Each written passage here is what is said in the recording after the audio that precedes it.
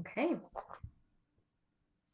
So who wants to catch us up on what happened last time? Also, hi, Steph. Steph's gonna catch us up.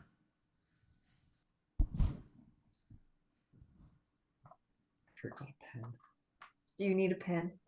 Depends on how much Oh, we she's do. doing. What happened last time, guys? Humble buddies? For Crazy Georgina stuff. and for everybody else. I did actually listen to the recording Yes. this time. Oh, I dear. know that never happens. And I was like, what? Mhm. For real? So it was a bit of a shock. It was some drama. There was some tension. Yep, battle Someone continued. died. We won. We don't know. We banished the aspect. We burnt again. Um, we believe, as far as we know, Aurora is, Crisps. yes, very crispy. The cavern which we are in is like coming down. Basil, Apoc, and Mrs. Q using another banishment spell rescued or attempted to rescue Aurora. We don't know if it was successful or not. We rescued her. Well, we got the crisp back, but Did we return? Did we return? I we can't are in remember. the process. The circle is glowing. Yes. So we are in possession of Aurora. We don't know if we're gonna make it back, but we know that in the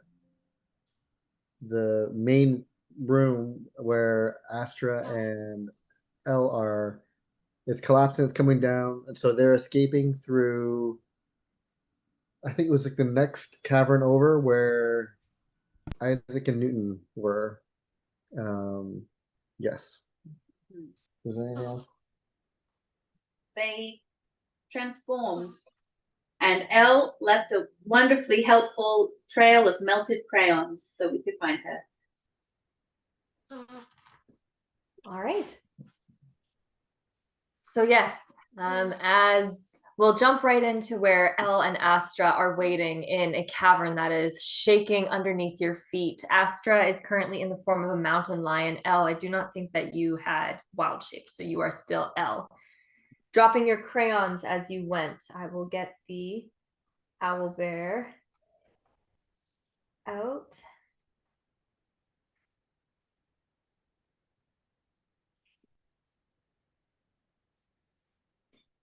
There we go. So dropping crayons as you went, Elle, and you and Astra, well, definitely Astra, you were attempting to be helpful as well, nodding and counting. As you were waiting for your friends, you can see in the cave that or the cavern that you just left, the rocks continuing to fall. You hear the rumbling in your ears is starting to make it really, really hard to even hear your own voice or your own heartbeat as you shout at each other, or shout and growl at each other every so often to warn of falling rocks.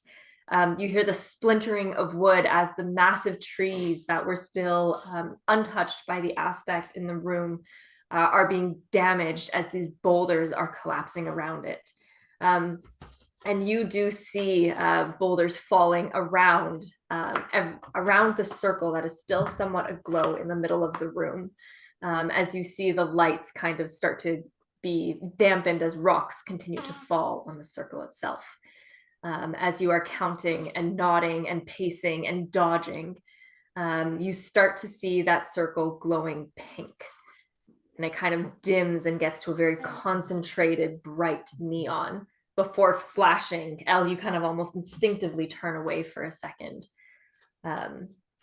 As you see amidst all of the boulders and the dust being kicked up here, the shapes of folks that have reappeared in the middle of the circle. You also, I think you're all in, you also find yourself, you're a little bit farther down. You said you went towards Isaac and Newton. You also start to see can I remove this? Should be able to.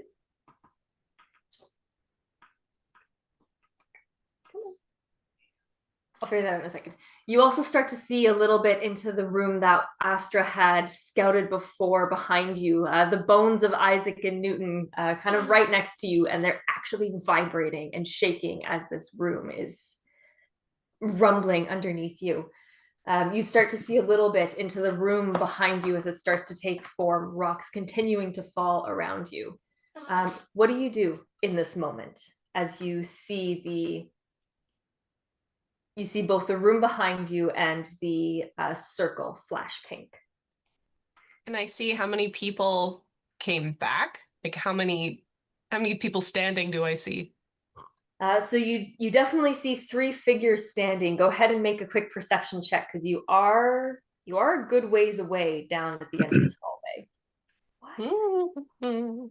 That's why. 16. 16. So you can easily make out the small shape of Basil, the spiky shape of Mrs. Q, and the taller shape of APOC. And you see that APOC's form is a little bit odd. Like there's something else. There's something bigger that he's carrying. Oh no. Well, Elle's gonna point out and just tell Astra that they're back. She wants to stay at least to try to make sure the group gets through. Okay. What are the rest of you? Oh, she just pulled one, eh? Yeah. What are the rest of you doing as you arrive in this space? Mrs. Q would be looking around for the people that we left behind. So if she's able to see Elle or Astra, she would start towards them, or at least start ushering everyone else that direction. I will say, actually, when you left, the world was shaking here. You spent about a minute in another realm and came back. And as you land, the ground underneath your feet is basically like splitting. You see the boulders falling around you. You almost have a split second to catch your bearings before you have to move to avoid being hit. You are all familiar with this space, though. Easy enough, you can see down the hall as you hear some form of shout from Elle, and you see a mountain lion starting to run towards you as Astra in her form is starting to make it your way. You can see her very nimbly like dodging back and forth. Okay, I can't actually figure out how to do this. So Basil will probably just call out, "We need to move quickly," and he'll just, I guess, start heading towards where he's seeing them run. Maybe even like kind of because Mrs. Q doesn't move quickly, like dragging Mrs. Q. Now. Right.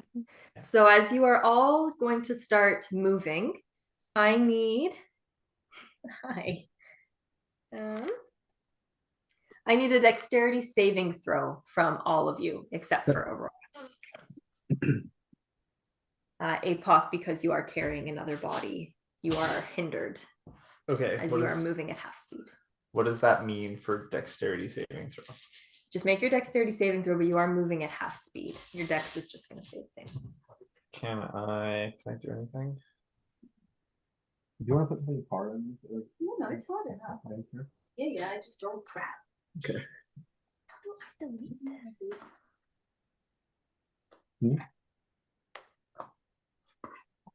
All right, dexterity saves. Elle, you included. I got an 11. Okay. Basil and Mrs. Q. 12. That one. Oh, jeez. Fuck. Okay. But I'm helping. I'm like dragging you on. APOC rolled a 17 plus dexterity is 7, so 24. Okay. Could I do something else while we're heading out? Yes. I just have to think mechanically how this would work. Okay, let me go give through me- with the damage give me here 1 first. second, yeah. So Elle, who rolled an 11. Basil, what did you roll again? I think you were fine. A 12. A 12. Okay, so Basil, Elle, Mrs. Q, you all take 2 bludgeoning damage. As Basil and Elle, oh, Elle's not there. I hope she can hear us. As Basil and Elle, you You basically are just, you have larger rocks that kind of like hit you on the shoulder as you're running or hit the back of your heel. You're able to stay on your feet. Mrs. Q, however, is not as lucky, and a larger rock kind of slams into her from the side, pinning her to the ground a little bit. Mrs. Q, you are prone underneath a boulder right now. Do I take damage? You also take the two bludgeoning Oh. damage. Okay, understood. You also take the 2 bludgeoning damage, but you are pinned and you are prone in a room that is collapsing. You did make it. If you are dashing, oh goodness gracious. So you are able to make it. Where are you, APOC? I would assume that Oh my since gosh, there's so Sir many Basil things. is was like dragging Mrs. Q, wherever she fell, he'd immediately be stopped. So he'd be right by her. Okay, so you are able to make it to the junction of where that little hallway is. Astra in her mountain lion form has met you there. I'll roll for her actually. But as you are just about to enter the hallway, she's fine. As you are just about to enter the hallway, the boulder kind of comes like bouncing and crashing off of the walls and kind of pins Mrs. Q in between the wall and you, Basil. So you are stuck there for right now. Okay. APOC, you did make your Yes. save, but what else did you want to do? So I'm trying to remember. Could you refresh me on how wide these like caverns are? Are they pretty? They're big enough that like 3 of us could walk through side by side. Oh, easy, very much so. Yes, yes. All right, Jeremy, boys, we need some reinforcements. Can you call in the troops? We got to get out of here quick. As APOC kind of just like puts his hands to the ground, kind of rumbling into the earth and whispering into his fleas to help us get out of here quick. And he's gonna cast Conjure Animals and summon 4 giant goats. Oh wow. Oh, That's amazing. Because they do charge, but they're also very sure-footed. So I feel like goats climbing out of this area would probably be the most on-brand thing. Nice. So with Conjure Animals, I can summon 4 of them. She okay? Thank you. Okay. So I'm gonna hop on one with Aurora, but there are 3 others that are available. Do they take commands from you?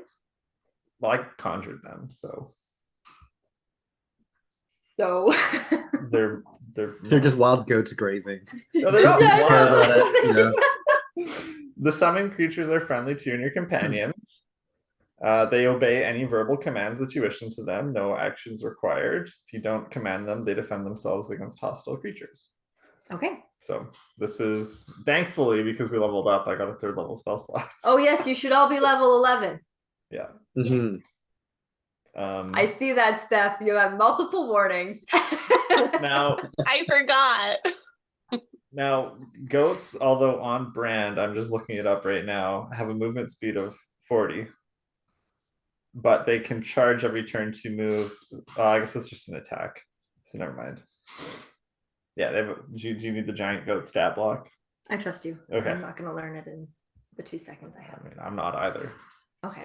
But yes, if anybody would like to take a goat out, Okay. So you conjure one in front of you to get on. So you are on this goat with I Aurora. conjure 4. Your movement is no longer Sorry, hindered. Jeremy and his troops bring in 4 from the areas. It looks like he just found them, but in reality, APOC conjured them. So Mrs. Q is currently pinned by a boulder. You see Basil kind of almost fruitlessly trying to push his small form against the boulder in real time.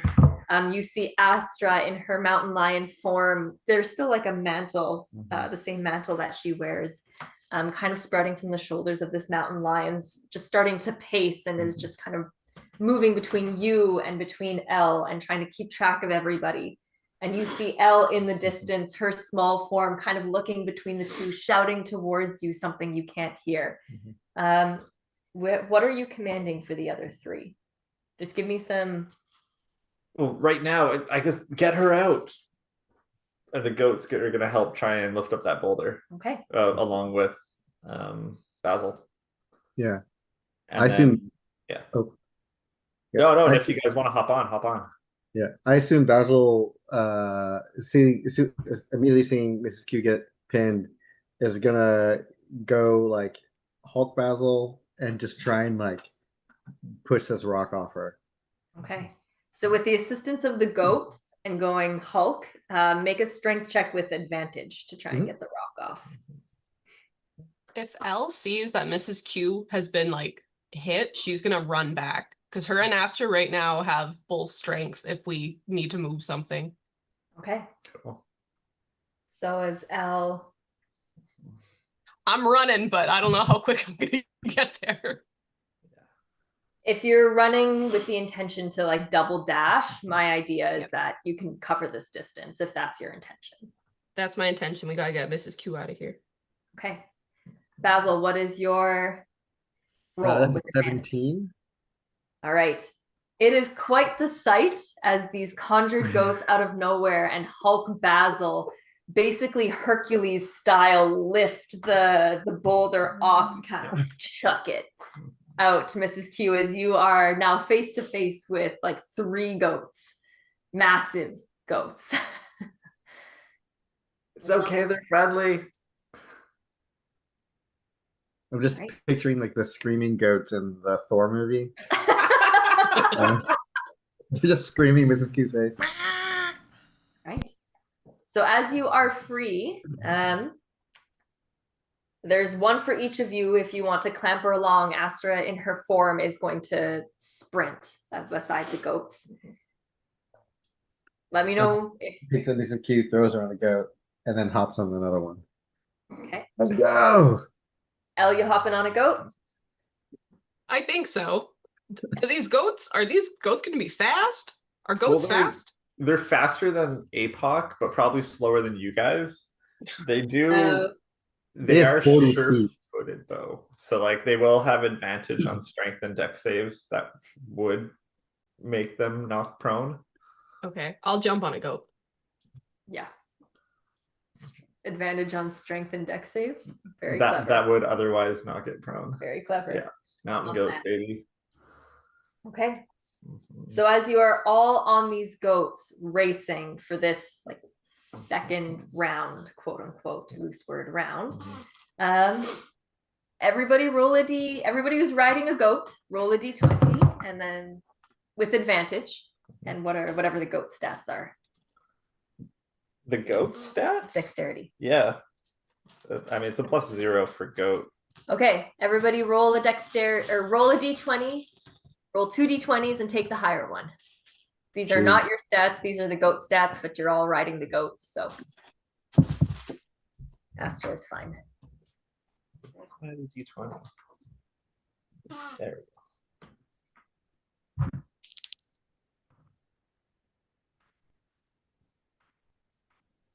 Should get off a goat. This isn't worth it. At advantage. I know. All right, rolls. L, 12. Basil, 7. Ooh, that's with advantage. with advantage. Yeah. Yeah. Mrs. Q. Natural 20. Eee. Wow, we Nice. went from 1 to 20. Here we go. 14. 14. Okay. L and you just made it. L and Basil. As you are riding on these goats, they are much faster than you, and you can see them being a-okay with the ground rumbling underneath. However, they are not looking above. And as part of the wall collapses in this cave, it knocks you off of these goats. And both you and the goats go sprawling, and you are now prone and pinned under rocks. Wait a second, hold on. What did you roll? You rolled a 7, Basil. What did you roll, L? 12. A 12? You actually both just made it. Okay. So you are not prone, but you do take 5 points of bludgeoning damage. Okay. You are able to hang on to your goat, but you're kind of like knocked aside for a second. And your ears are ringing as you take damage from the falling rocks. Are the goats taking that as well? Yes. Okay. Everybody No. keep track of your own goat. They have 19 hit points. Jesus. Okay, okay. Okay. So ours have 14 right now. Everyone keep track of your own goat. Everybody track your goats. I'm not tracking it. Okay, we're just gonna delete that, thank God. Okay. As you all kind of come to the edge of this hallway at the end of your second round, quote unquote, you find yourself face to face with an area that none of you have seen. Astra is the only one who has been here, as you see her in her form kind of pacing in front of you and trying to get you to move. In this room, amid all of the falling rocks around you and behind you, what you see stretching out in front of you, oh, you okay there, Elle? Yeah, I accidentally hit my headphone and my Spotify started blasting in my ear, and it was not what I expected. You see in front of you, all of the rock so far behind you has been very black and porous, kind of igneous based rock. What you see in front of you looks almost like sandstone. It is smooth and there's like textured grittiness to some of the places that give it this odd sort of like wave, very much like if you're thinking Grand Canyon, the wave of Nevada sort of situation. That's what you kind of see in veins around you. The whole room is a lot brighter than you thought, even amid all of the dust and rock falling from around you. And you kind of see these like what you would describe as a bonfire kind of floating almost above the ground, just as sources of light around this area. They seem to be eternal of their own will. You don't see any trees, you don't see any wood, you don't see anything flammable in this room except for these little pockets of bonfires. What you do see, and it doesn't give the best representation on the map, but the ground is kind of like almost like sand dunes, if that makes sense. So it's sort of waved. You can see the other side of this room 100, 200 feet away, although it's getting hard with the dust being kicked up from the falling boulders. But it's almost like sand dunes kind of up and around with these bonfires sort of pitted throughout. What you do see that is different in this area is you see at the top of one of these sand dunes a ring of this like shimmering silver flame to your left, and a ring of like blue flame to your right, not unlike when the aspect would change the core color between silver, blue, the different colors that it would change during the fight. You see these areas. As Astra in her form, as Astra in her form is pacing back and forth and looking towards either one of those, gesturing with her nose. I need someone to roll the d10 for me, please. One person. Do you have a D10? I don't. What? I don't have a D10. Everyone has a D10. It's in my other set. I can do it. Okay, wait. Yep. That's a 2. A 2, okay. As you take a moment and take a beat to take in this like weird sand duney room, you feel more than see the rush of air kind of hit you in the back as you turn for a second and see basically the entrance to this tunnel collapse as you can no longer access the back room. So this is basically closed off, if you can see that on Owlbear. Oh dear. As the ground starts to cave in even more, you see rocks falling from the ceiling in the sand dune room around you, kind of obscuring the two circles of light that you can see in this room. What do you do?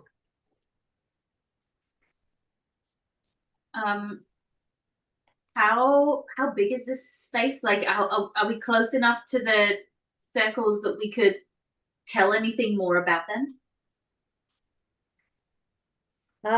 Mrs. Q, go ahead and make me an Arcana check quickly. But to answer your question, the space is quite big. It's like, at quick glance, one of the bigger chambers you've been in. It's easily like 100 feet across, 200 feet wide, from end to end. You're kind of smack dab in the middle of that. Can we tell where the exit is in this room? Make a perception check. That was What is- it was a nat 20 plus 6, so 26. Whoa, is that 2 nat 20s in a row? Rolling big. Nice. With that Arcana check, Mrs. Q, from the top of your goat, aside from getting a sense of the vastness of this room, like this large cavern, you do see that these two like shimmering circles, it looks exactly like with the exception of the fact that it's a different color, it looks exactly like the portals that you experienced a few rooms ago. It was ages ago in actually real human time. But it looks like the entrance to a portal, one that you are familiar with, and you know in your heart of hearts that these are portals. To Folks, where you can't Definitely tell. portals. I can see from my goat. Perception check. Is this mountainous terrain? What is it considered? You're in a cave Yeah. system. It's not. You can say no. mountainous. Yeah, you can say no. Is Sorry, it love. Underdark? It's not Underdark. Okay. Then it's a 9. A 9. From the top of your goat, your question was, is there an exit? Yeah, like a way to go. To get From out. the top of your goat, you don't see anything from where you are at the entrance to this room, aside from these glowing circles. And as Mrs. Q shouts out, these are portals. Yeah. You get the sense that That's the way to go. that's the way to go. Yeah. Basil, L, anything you want to do here?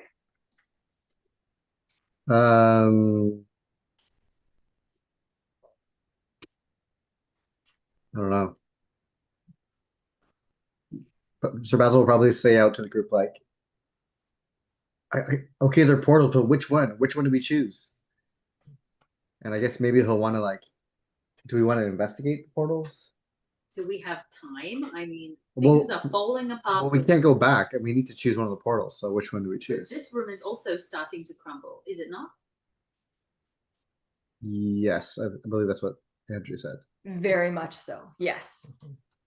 You're starting to get like every breath you take is rock dust that's clogging your lungs. You're starting to have a hard time breathing. You're starting to cough. And that's in addition to the heat of this place, the inherent heat that you have been battling with this whole time.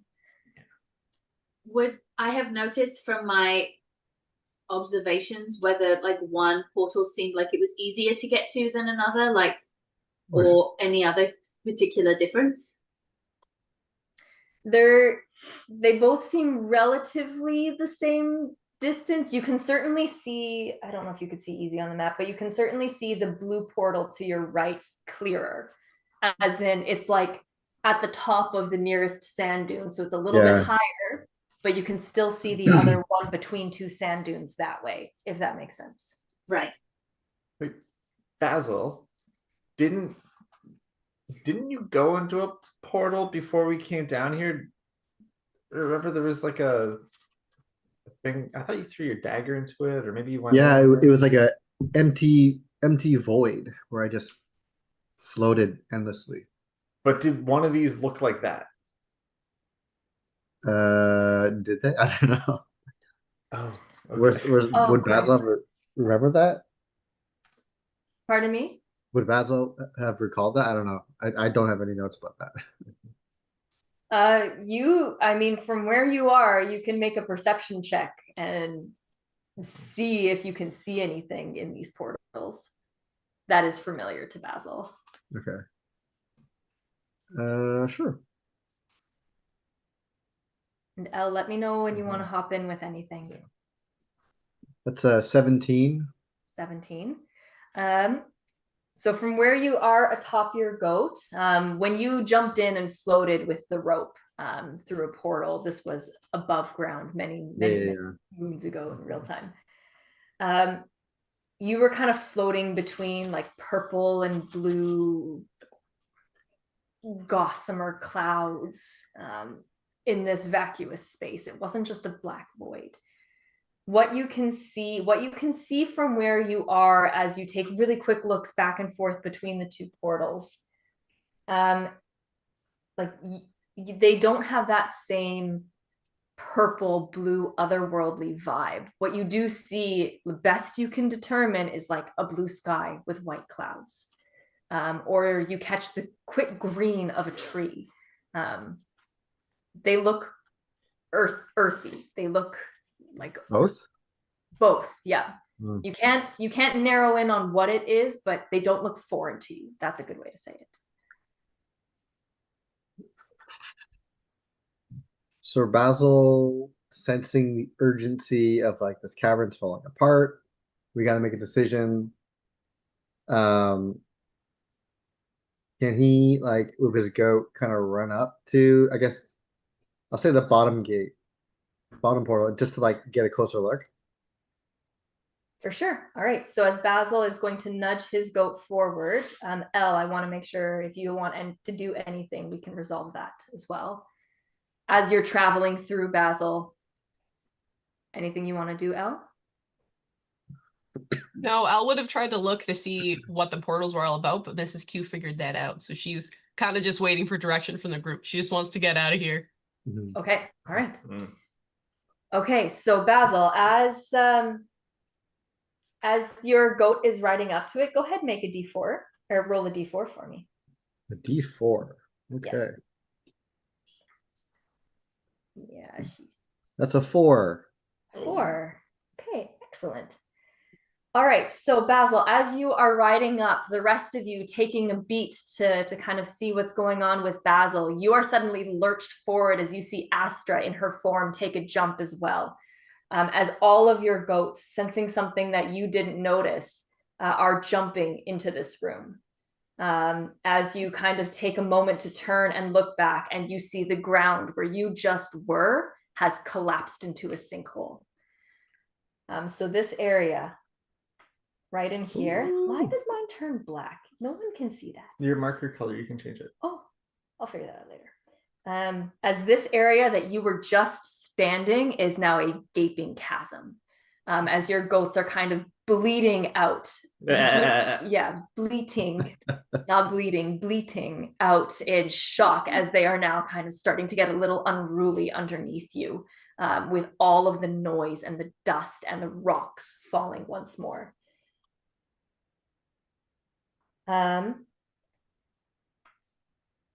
Actually, to that point, I need everybody to make another dexterity saving throw, please.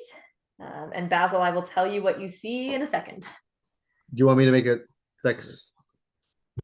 Everybody make a dexterity saving throw. It's going to be at advantage because you are on your goats, but rocks are falling.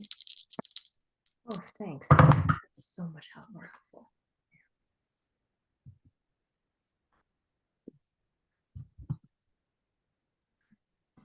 All right, Elle? 5. Basil? 14. Mrs. Q? 15. APOC? 11. Okay. So, APOC, you are the only one. You take 6 points of bludgeoning damage, you and your goat. Oh. Elle, you also take 6 points of bludgeoning damage, you and your goat. But with the 5, you unfortunately are hit by a rock too big as your goat kind of rears back. And a larger boulder kind of hits one of the dunes, rolls down, and kind of pins one of your wings as you are now prone and stuck under a boulder. This is the 3rd time this has happened to me. We'll say that kind of happened here as all of the goats kind of entered the room. So as Elle gets stuck and kind of shouts out in pain among the falling boulders, Astra kind of running towards her in her form. Basil, you rolled a 4.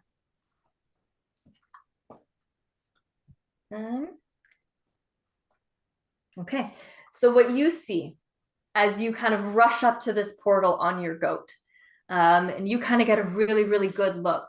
What you see is it's kind of like twilight almost, where it's a little bit fuzzy. It's like you're looking through almost a pane of glass with rain drops on the outside. And as you're looking through, you see this kind of like flatter, little bit of a hilly expanse in front of you that's just peppered with trees that all seem to be bearing like apples. They seem to be kind of staggered at regular intervals, and you can kind of make out a fence just at the edge of the vision in the dark itself. You get the sense that this is like an apple orchard. Is it a familiar apple orchard? Would you know that? You wouldn't have been there. Well, I'm saying, is it one that you've been to before? I mean, you've been to a few towns that have kind of orchards in their area. So is it familiar where you would know exactly where it is? No. Is it familiar to the point where you recognize it as a place that you may have been? Then yes. Does that make sense? Sure. So, yeah, I think so.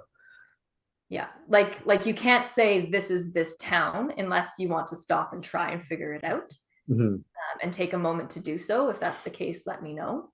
But there aren't enough at a quick glance. There aren't enough unique markers for you to really pull out exactly where this is.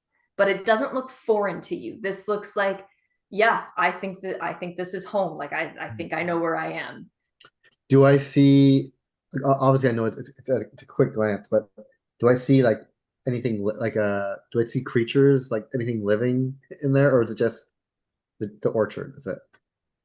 At a quick glance in the twilight of this kind of darker sort of scene through this bit of haze, you can make a perception check at disadvantage to see if you see any creatures. Okay. With a quick glance. That's a 3. That's a 3.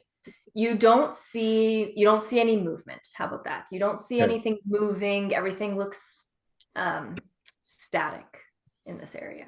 Okay. Cool.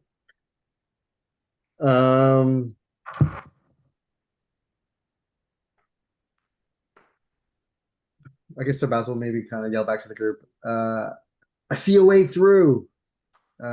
It looks like an orchard of some kind. Everyone get up here. And maybe he'll like, seeing that Elle got pinned, maybe he'll like jump off his goat and tell the goat, go save Elle. I don't know. Fucking ram the boulder. I don't know. I'm not sure if the word goat has ever been used so much in a single session, but I'm Oh, I meant to. I named my goat. It's Goatee. Goatee. Oh my god. Go save Elle. I love that. All right, so as Basil hops off, turns around, sees Elle, and tells Goatee to go and save Elle, what is everybody else doing in this second? Mrs. Q, APOC, Elle? How close is Elle to us? Like, you're all within 10, 15 feet of each other. Yeah. I would assume I wouldn't leave Elle, so I'd make sure she was up before we left. Yeah. I'm not Okay. moving until Elle's up. Yeah, So since are you just, sorry, go ahead, Elle. I was like, she'd be trying to push this thing off her, but since I've taken damage, my enhanced ability is a concentration spell. So do I have to check to see if I'm still strong? I 100% forgot you had a spell up. Thank you for being honest. Yeah, go ahead, make a concentration check. And no, we're not. I've taken damage twice, so I think I have to do more than one. We would be helping. Okay. Yeah. I rolled a 2, it's gone. Okay. Oh. But that was on you and Astra, right? Yeah. Yeah, okay. So Astra's still in her form that hasn't changed, but as she has her 2 paws trying to push the boulder as a mountain lion. It's not quite working as well. But as that happens, basically 3 goats come barreling down towards you, and all just ram in Yeah. to this Let's boulder. go. Ramen. They ram in, exactly. It's I don't fine. even know how to do I think this. that pun is goaded. Nice. I like how we have 4 goats and they're named Goat A through Goat E. Boo.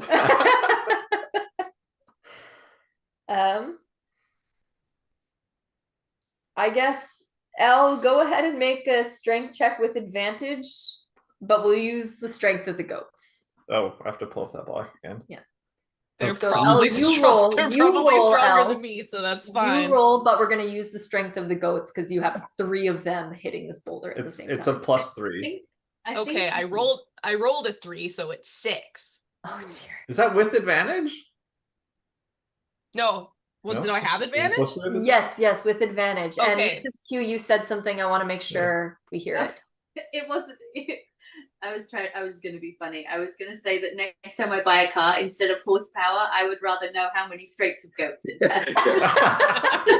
What's that in goat power? What's You know, my like goat the- strength? Okay, with advantage, I rolled a 16, so 19. Okay. Thank God. Thank As God for 3 goats basically come in and you hear the thundering of hooves above the crashing of the boulders around you and ram into this boulder.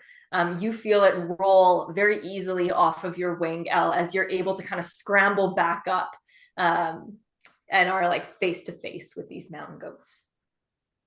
So just to clarify Georgina's question, horses often weighing between 900 to 2200 pounds can pull heavy wagons like plows, but goats are only 100 to 300 pounds, so significantly less. So glad we clarified that. I needed that. I needed that. Goat- I also have goats- never seen a 300-pound goat. But they can pull twice its own body weight, so 600 pounds. That's impressive. Okay. And I'd Okay. also argue it depends on what kind of horse. Because a miniature pony is going to be better than a goat, I think. But better than a giant goat. It's true, these are giant goats. These are giant goats. These are yeah. giant goats. That's the only reason why you're able to ride them. Yeah. Are we good on goat facts? Yeah, Okay, good. that's a check. All right, as Elle, you are back up. Can I get That's back on my goat? Yeah, you can get back on your goat. You're all back up. That's that. All right. As you are all back on your goats, and you all kind of turn towards where Basil is for the portal, since you have all gone, you see in this area here, part of the ceiling collapses inwards and starts to crash into everything around here, almost like an avalanche that kind of starts in this corner and crashes down towards this area. Uh-oh. As you all get back on, what do you do? It is time to go. Let's go. No more Did you say dilly it is time to goat? That's what I was trying to figure out. It wasn't, but I wish it was. All I right. think you should take the orchard portal.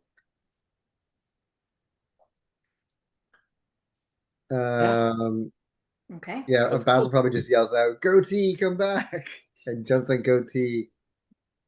I imagine like a Legolas jumping Of course. on the Very horse good. into Jumping on the the portal. It's the most unrealistic jump. Yeah, it's like the only way he could have done it is if he drop kicked Gimli in the face, but it's okay. Jesus. But yeah, on Goatee into the portal. Wouldn't you be Gimli in this situation? Yeah, but I'm the only one on the goat. Apoc right. is clearly Legolas. Clearly. All right, as you are all thundering on your goats towards the portal, Basil, you are the closest, so you are able to even just step through the portal here. The rest of you, I need one more dexterity saving throw as you are trying to leave this area. We have advantage, right? Dexterity not saving rolling. throw with advantage. Unless your goat's dead, but I don't think you've taken 19 No, hits. no one's No, mine's less than half though. Rolls are rough. I rolled 3 ones. 3 ones? How? You rolled an 11. Yeah.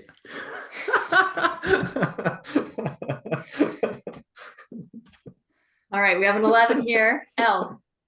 17. Basil, or you didn't have to roll. Mrs. Q. 12. 12. I gotta roll for Astra. She's good. All right, 10 was what you needed to beat to get through. As this cave essentially collapses around you, the last glimpse all of you get is the sand dunes basically splitting in two. You're like riding just in front of a crack in the earth. As you all, one after another, taking Basil's lead, leap through this portal.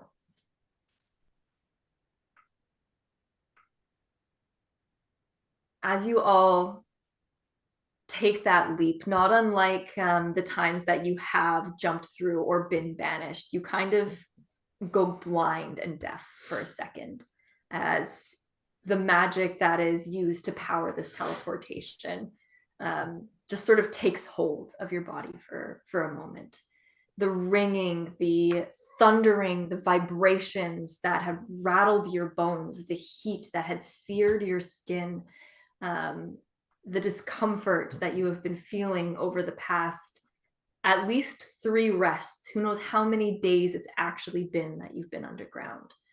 The damage you've taken, the blood you've lost is just gone for a moment as you kind of feel like you're floating before all of you, either on your goats or off, kind of just hit on hands and knees, feeling for the first time in what feels like an eternity, grass under your feet. So you all kind of just take a deep breath.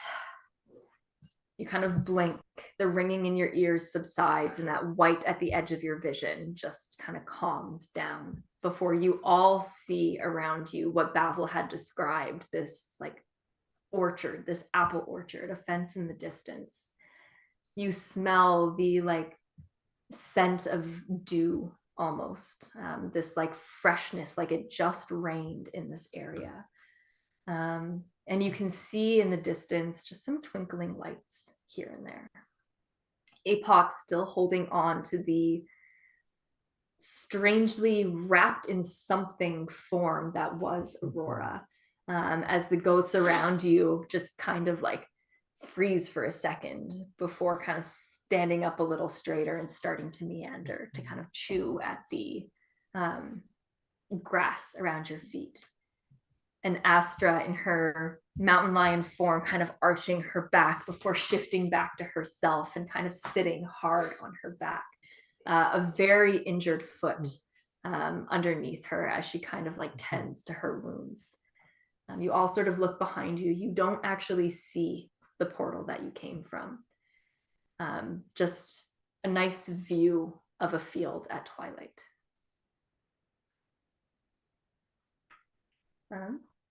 What do you initially do?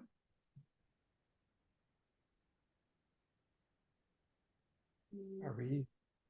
Is this it? Are we out?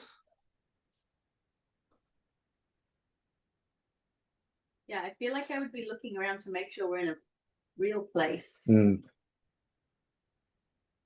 What happened on the other side of the portal? Where's Aurora? She's right here. And I just lay her down in front of everybody. Lay her down gently. Well, that's not an outfit she would have picked out for herself. What's wrong with her?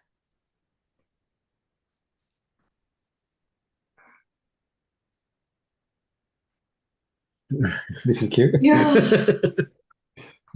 Well, Who wants to tell the child? she did a very brave thing. too brave, perhaps, but we don't know if she's going to make it back from this one.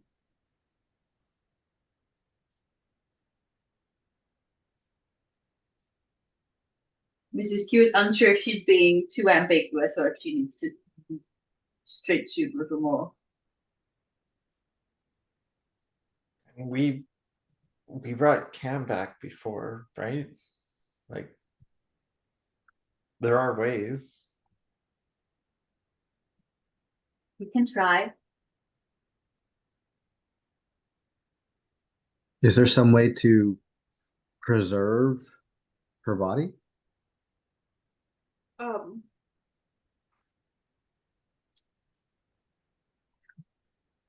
Already, I don't know.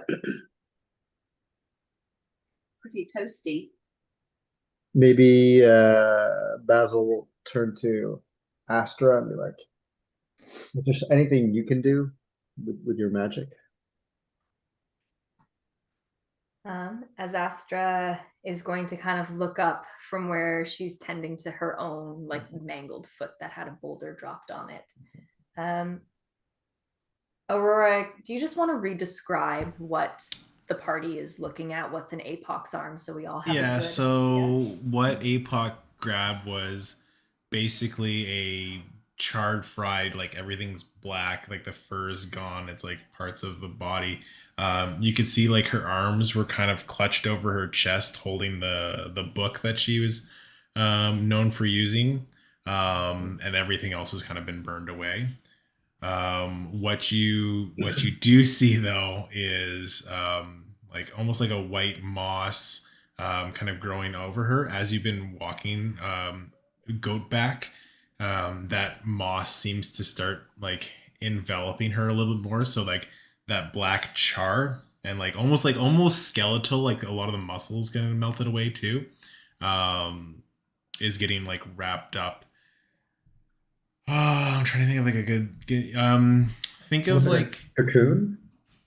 well, I was gonna like reference the Shelob kind of like wrapping, Oh, okay. but cocoon's a good adjective too. Okay.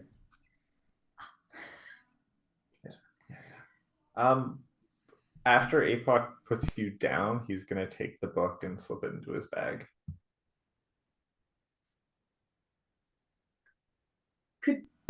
He's You gonna can try and do you it. can certainly try. Yeah, I was gonna say you could certainly try. Go ahead and make a. Hold on, I forget what checks there are.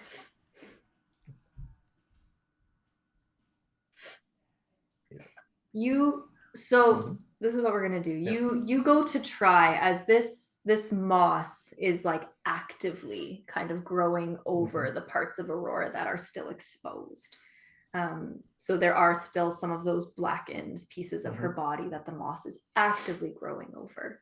The book is one of those places that has been enveloped, but you can still kind of see it like mummy-esque. You go to initially try and pull the book away, and you find it's harder than you expected. Okay. What would you like to do? Is it like within her body or is it physically distinct? You can see the outline of it underneath the moss, but you do not have direct line of sight on it right now to answer that question. You can see like you can see where her arms are crossed. You can see the lump. Certainly, Aurora, if you want to envision this differently, please cut in, but you can kind of see the lumps of everything, but you do not know the answer to your particular question with the moss covering. And as you like kind of put your hand on the moss and try and pull and take your hand away, where your handprints imprinted into the moss, almost you see it immediately kind of grow back to smooth it back over. Okay. I'm just gonna try and take a knife and cut out the book from the moss. Okay. So go ahead and make go ahead and make an attack roll. Okay. Like a dagger attack roll.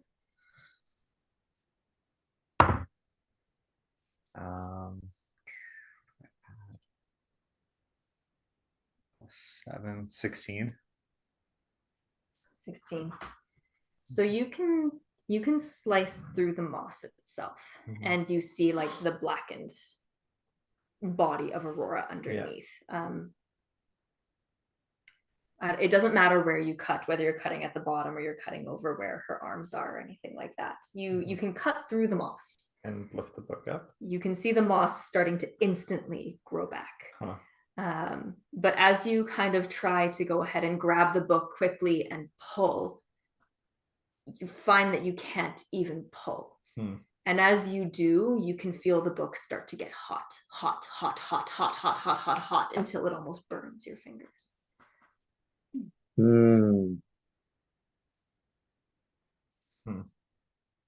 Is there any give whatsoever, even with it burning?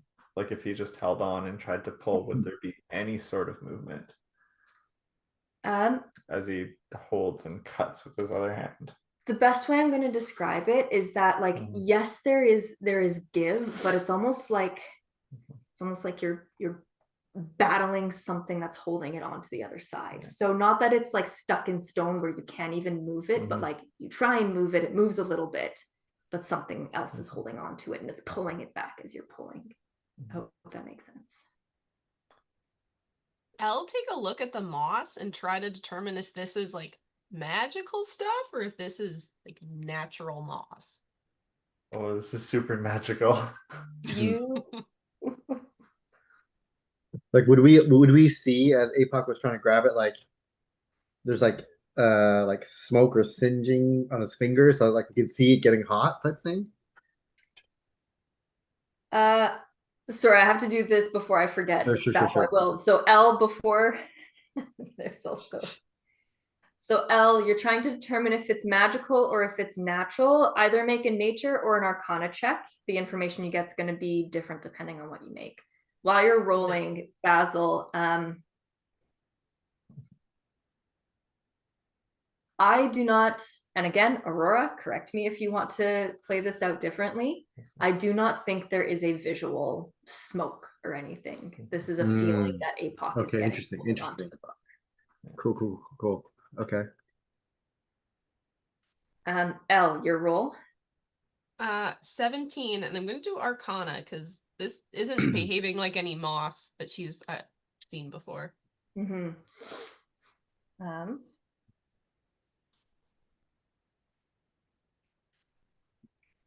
Okay, so you, with a 17 Arcana, yes, this is not behaving like a moss that you've ever experienced before. You are studied. You have studied a lot in books under Master Wyra. You don't recognize this as a species from your books. You are smart enough to know that doesn't mean that it can't exist anywhere else. So whether this is a naturally occurring thing or something totally magical, I don't think you have enough background information to fully answer that. However, this is something massively magical. The more you look at it and the more you try and tease it apart, moss might be the closest thing that you can equate it to, but it's not plant life necessarily. Would she get an underlying sense if this is like nice, or like if this is hindering Aurora, or if it's helpful to her? Like, what are the vibes of this moss? What are the vibes of this moss? Good vibes. Need a vibe check on the moss. A vibe check of the moss. Give me a second here. It's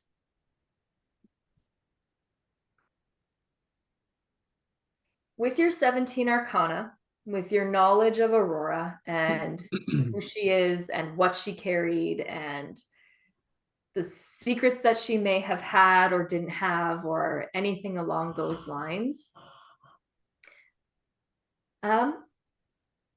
It's hard to get a vibe check on what this thing is necessarily.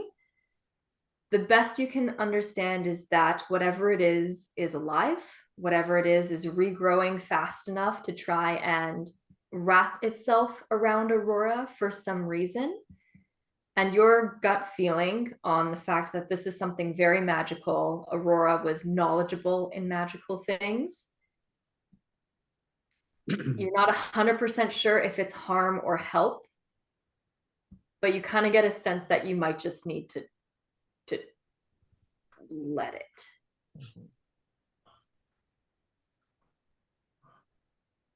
Basil, I need you to keep cutting. I'm gonna try and rip this out. This is a 2-person effort. Unless someone says anything, Basil's probably thinking like, okay, and gets out his sling dagger and tries to help cut up the moss. Apoc's gonna Okay. take the pain. He's not gonna let go. Okay, so Basil's cutting at the moss. Apoc is going to try and rip the book. With everything he has.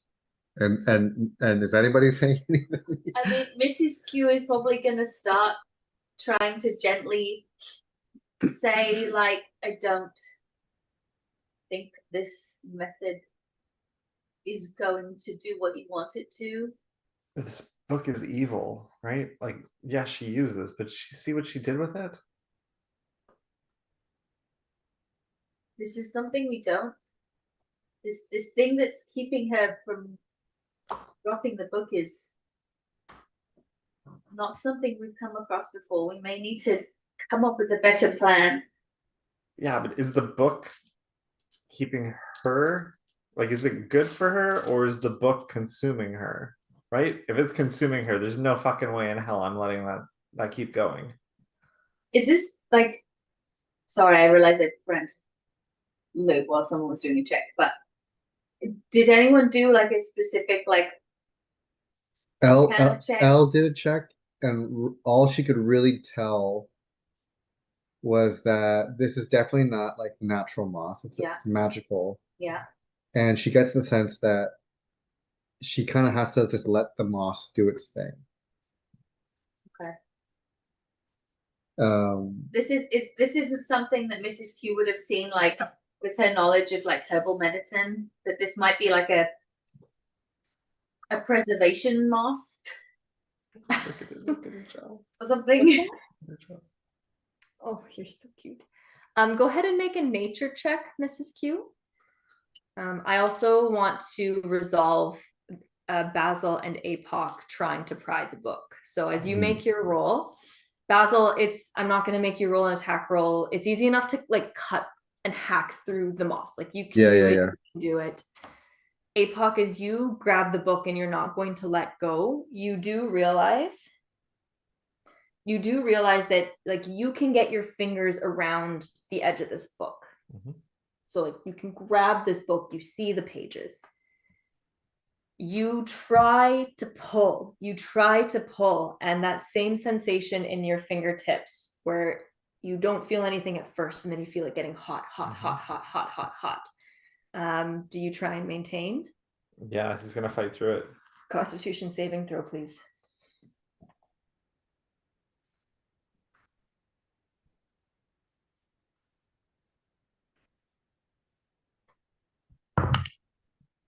$21.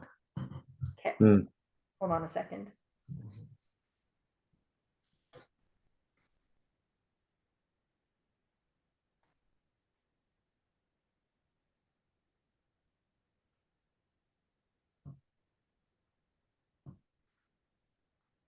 Oh shh.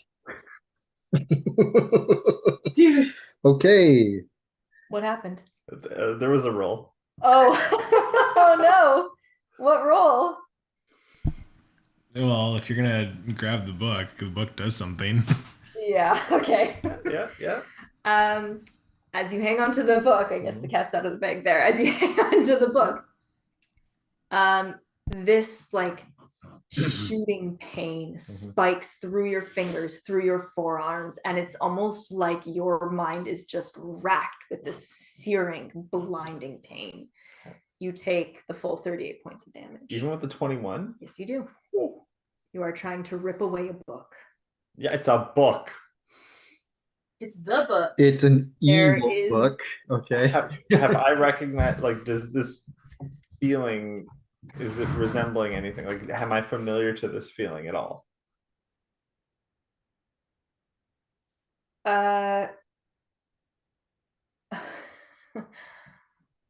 Hold on, I'm going back through the archives here. Yeah.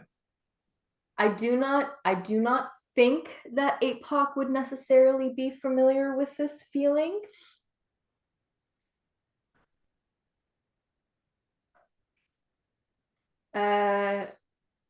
I don't think APOC would be familiar with this feeling, but roll me an Arcana check to see if you can pinpoint what it is.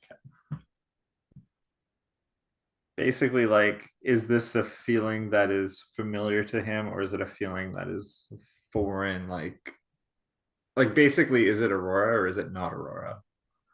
It's an For 8. something Is, else. is it Aurora or is it not Aurora? Okay, I understand. Yeah. So, all right.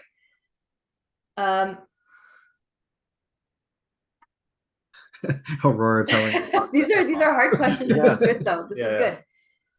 Okay, so you don't recognize what this is, like what this damage is, but it hurts like a mother. Oh yeah. And you, like, instinctively, with that much damage, you remove your hands. Mhm. Instinctively. That's just what Yeah. we are built to do. Instead of an Arcana check, I'm going to make that, if you're trying to determine if this is from Aurora or not. Sorry, I didn't know that before. That's okay. I'm going to make it an insight check instead. Insight. Yeah. I mean, it's a 10. It's not much different. It's a 10. That does make a Okay. difference. Yeah. You've seen Aurora cast from this book. Mhm. You know that she held a lot of power holding on to this book. Mhm. She's always used that power to help you all. She's never attacked you with the power from this book. You don't know what's going on. This is weird. This is different. This is scary. This is new. But there's like a little part of APOC that's just wants to believe that that Aurora had not attacked him. With the 10, it's hard to really determine, but you know the history of the book, you know Aurora. You're kind of trying to make sense of what just happened. Okay, so it's definitely the book doing this then. It's not her. Guys, I still think the book's evil. What do we do? So I did a check. Oh yes, I'm so sorry, Mrs. Q. Yes, That's you okay. had a nature check. Was it nature or medicine? I It think was. I think you were saying medicine. What were you trying to do again? I was trying to determine whether, like, essentially whether the moss was something that I had come across before, as like whether it was like this, Self-preservation thing. yeah, like it was almost medicinal. Like it was almost medicinal. Okay, so yeah, in that case, we'll make it a medicine check, not a nature check. So Okay. what was your medicine? 24. Oh, jeez. A 24. Whoa, okay. You know your moss. Okay. So with the 24, as you're trying to determine if this is medicine or something bad. So you're not trying to determine what it is, you're not trying to determine if it's magical, you're just trying to determine if it's good or if it's bad.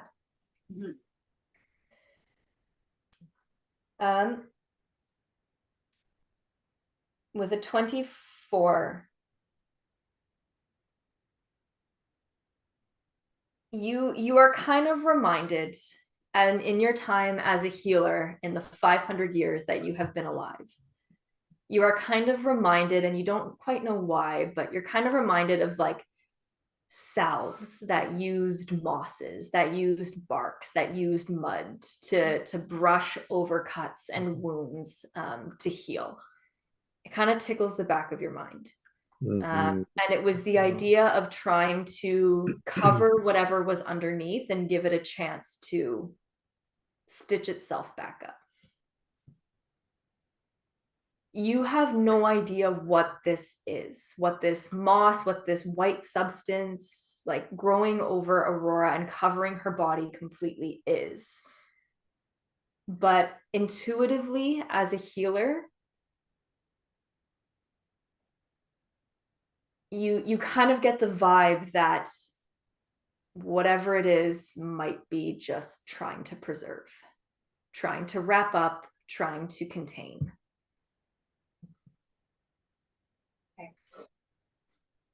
And even as you like, you can do the same thing. You can kind of touch it, pat it, you see it grow back over quickly and repair itself.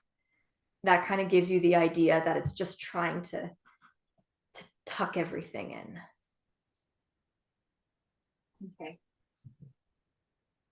She relays this newfound knowledge to the group, specifically looking at APOC, saying, I think this moss might have a purpose beyond the book. And I don't think the purpose is malevolent. So it might be worth letting the moss do its thing. It might be helping. And if it is, then we should let it, because at this point, we don't really have a. Is there somewhere we can, or someone we can bring Aurora to that would know this type of magic? Someone from the tenders, or who was the Back at salt the person? back at the school, right? She had some. I don't know. That's where the book came from, right? Mm. There's some folks there seem familiar with it.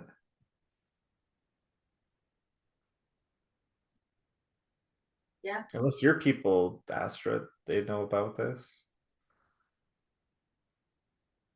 As you see, I forgot that Astra was supposed to talk earlier. Elle, I see you also want to say something. I won't forget.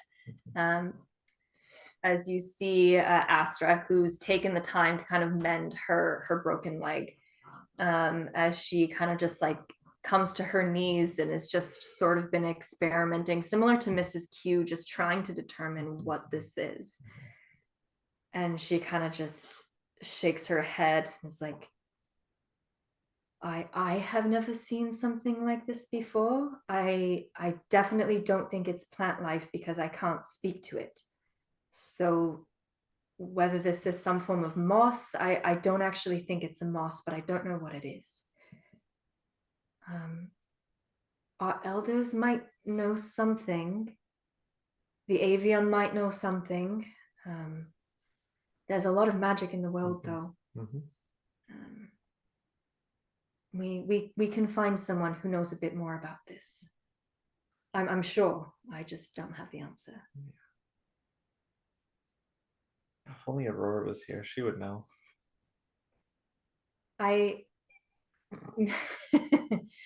Mrs. Q, you might be right. These might be two separate things. I mean, Aurora's book was very much within one school of magic, and this seems to be a different type of magic.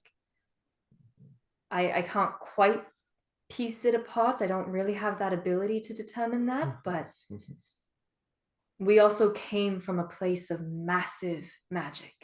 So that might play a role in this too.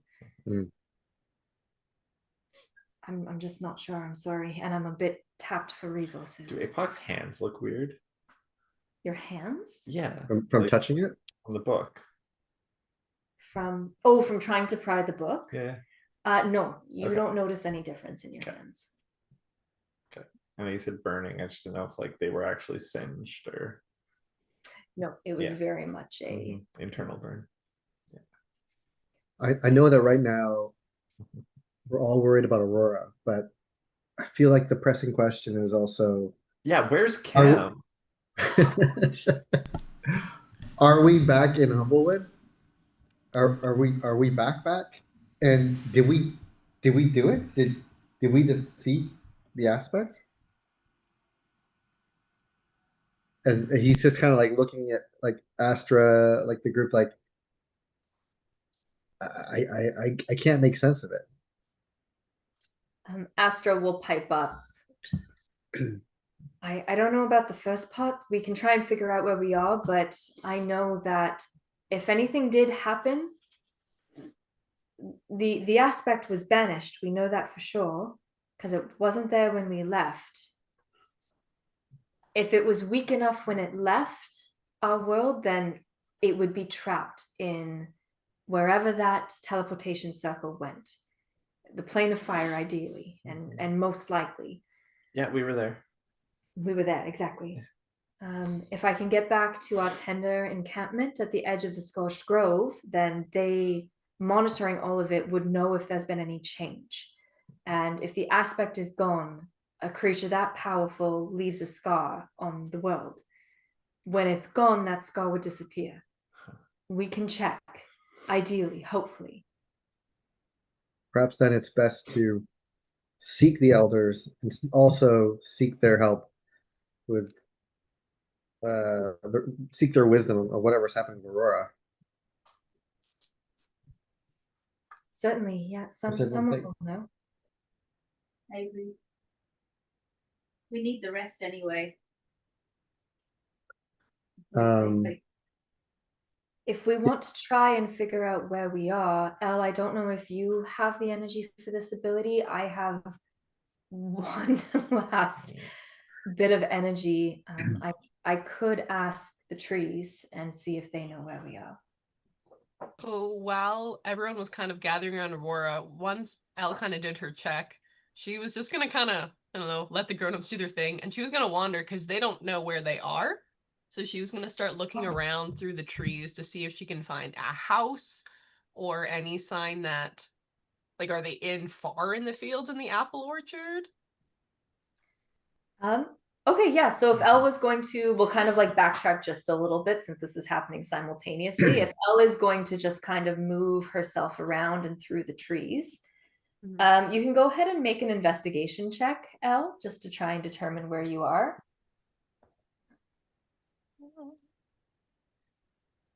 That's an 18. An 18. With an 18, as you kind of like wander and move and are kind of checking out the trees, it is getting darker and darker as the sun is setting.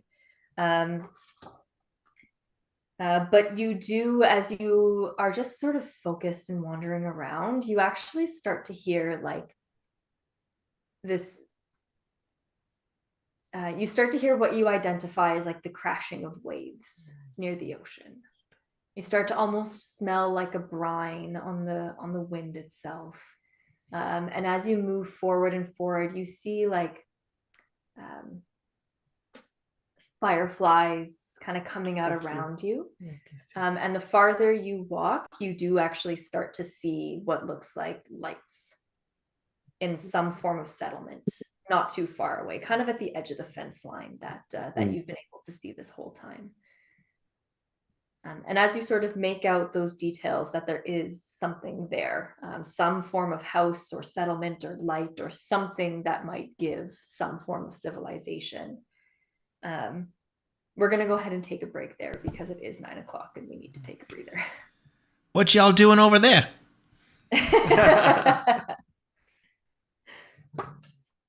So take a break, get your tea.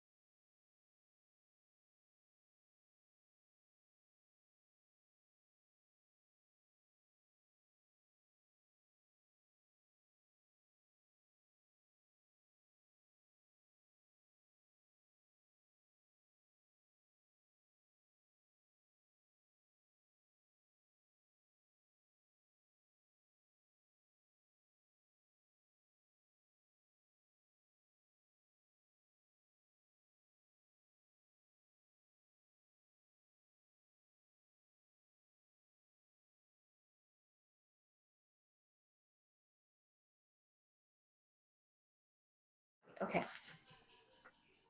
All right. So Elle, as you are walking, you see what looks like um, some form of structure in the distance with some form of like light that you can tell in this sort of twilight, getting to be later evening time of day. It's not too far away. You're maybe talking like 70 feet or so. You can easily get there with a good run in your current state. What would you like to do? I think this is the first thing they've kind of seen since they went into the underground. And I think she's going to run over to whatever structure. Just thinking if they can find somebody to help Aurora, maybe. Yeah, so easy enough. You're able to run over. You can easily find the front door. Bobby, sweetheart, you're okay. She's going to at least knock. She's not just going to run in. Yeah, so as you knock, you hear a little bit of shuffling, and what you can smell is like the remains or like the tail end of a like nicely cooked meal. You smell warm spices like a cinnamon and a nutmeg. Bobby, sweetheart. And you hear some shuffling behind before the door opens, and you are kind of face to face with like a relatively hunched over, older looking Gallus female.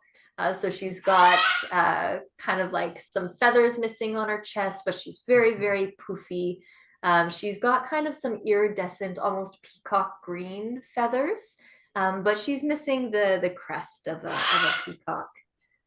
She's having a tough night. She's just ignore. And she's got like a nice cloak with a hood kind of embroidered with a few leaves here and there. It looks to be hand done. It's definitely not perfect. She's got kind of some spectacles that she sort of like pushes up her face. The lenses are just absolutely massive. She kind of looks at you, realizes how young you are, and you see her eyes kind of open up. She goes, "Yes, dearie?" Hi, where are we? You're just outside of Marshview. Oh. Where are your parents? That is a very long story, but I am with adults. They're just over in the field with our friend who died. Oh, in the orchard? Yeah, did you know you had a portal from another dimension that came out in your orchard? There's like a stunned silence. Oh, the dogs didn't bark at anything this morning or this afternoon, so no, there's nothing there. Where did you come from? You said you had adults. Is it your mom? No, my mom, I haven't seen my mom in a long time. But if I go get my friends, can we come back over here?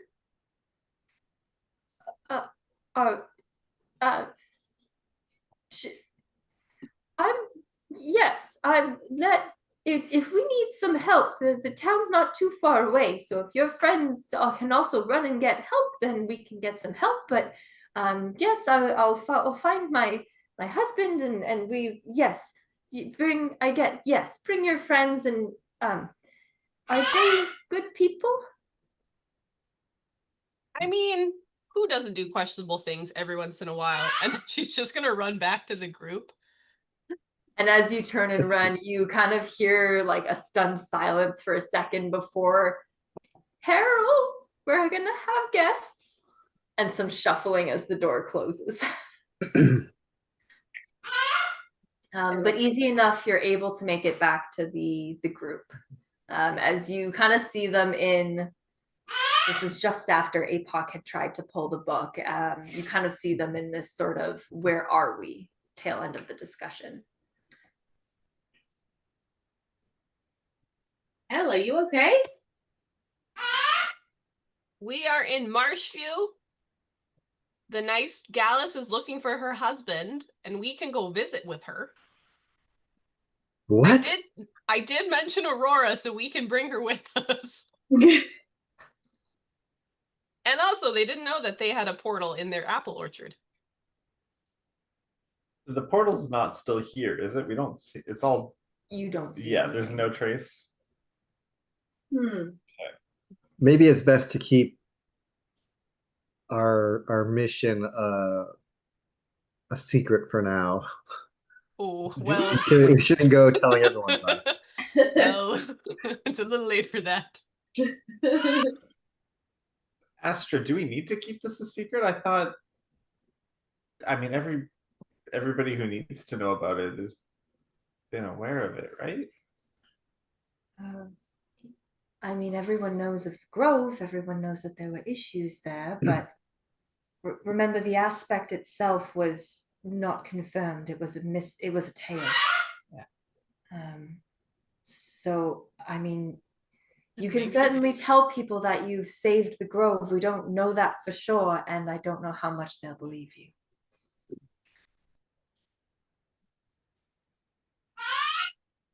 Okay. But if this is a safe place for the night, that's fine. If we're in Marshview, then we're quite far from the Grove, but it should be a safe place no matter where we are. Marshview was close to where we started, right? On the south side? It's Yes. further south. Yeah, okay. Yeah, you are like the southernmost part. Yeah, we of, started in like Humblewood. Meadowfen, which is more mid level.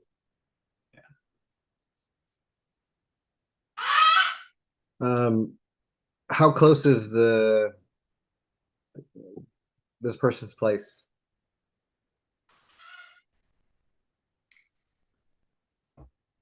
It's not far. I just came running from there. And there's fireflies out. And I think we're near the ocean. So That would cute. make sense if it's Marshview. Would it? Yes, because we know it's a port. Excellent. Can we maybe Sir Basil will go to try and pick up Aurora, but then he's so small he'll just like turn to the group. A little help. Goatee, come here. And like try and like put Aurora on Goatee. How long do the I was gonna goats say, last? has it been an hour? Has it been an hour? No, it hasn't been an hour yet. They So the lasted goats an are hour. still there if it lasts an hour. Less than I an would hour. definitely like to show up at this lady's Yeah. house with 4 giant. I imagine pigs, that they're like eating grass, but also eating the apples off the trees. You know? Yeah, they might be tall enough for those low-lying branches. Yeah. But easy enough to put Aurora in her covered form on Goatee, and easy enough to, with Elle's lead, to make it back to the house of this Gallus and her husband Harold. You can see that as you approach, the door is like slightly opened, and you can see an older Gallus, more turkey-like, so brownish feathers, the tail kind of fully splayed out in the back. He's wearing more of a like linen style shirt with suspenders over his form, his little like turkey legs sticking out underneath.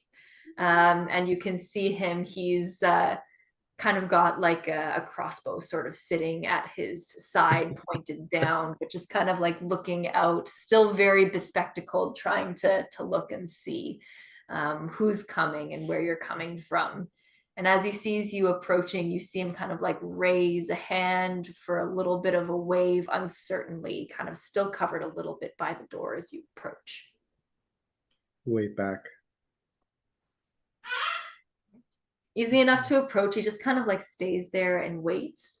What do you do? Elle, can you introduce us? She's gonna wave and just say, "Hi, Harold." She's never met this person before, but Hi, little one. These are the adults you said you were with. Just these here. are my adults. appeared in our fields. Strange story. You're not dangerous folks, are you? We don't normally get dangerous folks around here. There's no more bandits around here, but you never be too sure. And If it helps, I'm from around here. Do you know Apocalypse Farms? Or the Apocalypse Orchard? It's like northeast of here. You're just Octavia, right? Yeah, Yes, of course. Yes. I've their son Apoc. Oh, Their competitor. they're not too far away. They're just on the other side of town. So, you're Octavia's kid? Yeah, Oh, last time I saw you, you were like just up to my little knees. yeah. Now my goat's up to. Well, you're up to my goat's knees. Yes, quite. Okay, well, if I know Octavia, she's really nice, and if you're telling the truth, okay, it's a little bit of a trek in the dark to Octavia. So if you need a place, you could come on in. And you see him kind of like turn, and you hear the thunk of the crossbow behind. But I don't want any funny business, or else I'm going to tell your mother. Understood? Many of you. Absolutely. Understood. No funny business. As you walk in, this is just a single room style dwelling with a fireplace in the corner. You can see the remnants of a kettle on the table. And you can see the female Gallus just trying to tidy up a little bit, push in some chairs, and sees you all come in and realizes she needs to make a little bit more room, and pushes the table out of the way. To kind of fast play this a little bit, you are able to like find a place to stay. Harold and the female Gallus, his wife, will kind of like say their good nights and go into their bedroom and kind of close and lock the door, and will leave you to their area that night. You did see that Harold did take the crossbow with him just in case.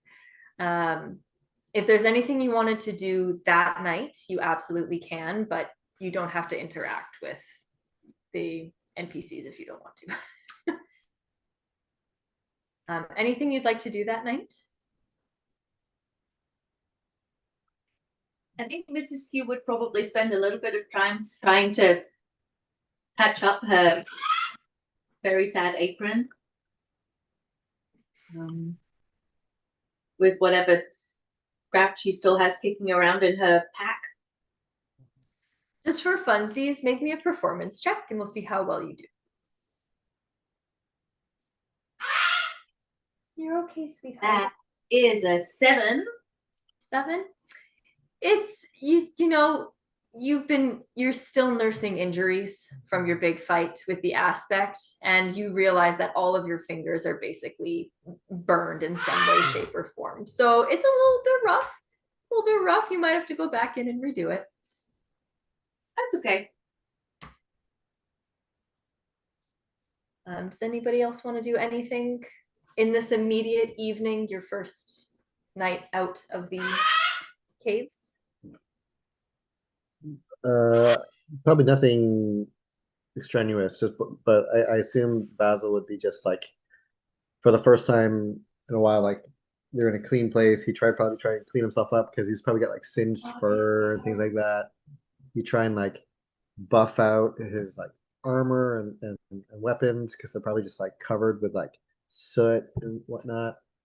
But he's seeing this as kind of like a somber night, just because of the loss of Aurora, and he's just gonna like sit there and just kind of like distract himself with just like labor, just like cleaning his armor and whatnot. And yeah. Okay. Specific from you. No, he's just gonna pass out. Okay.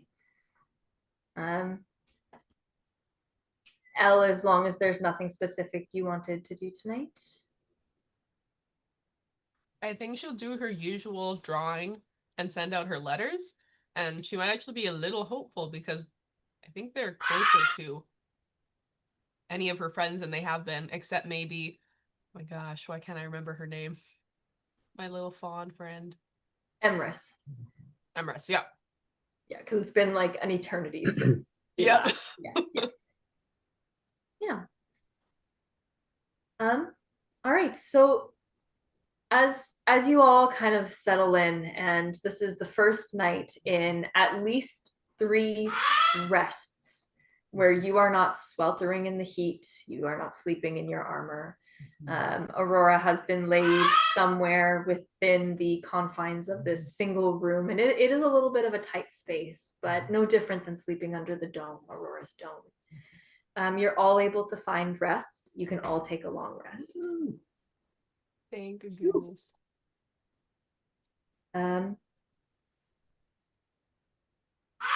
Now, I kind of want to play out the next few days relatively quickly. So you have like 6 days essentially to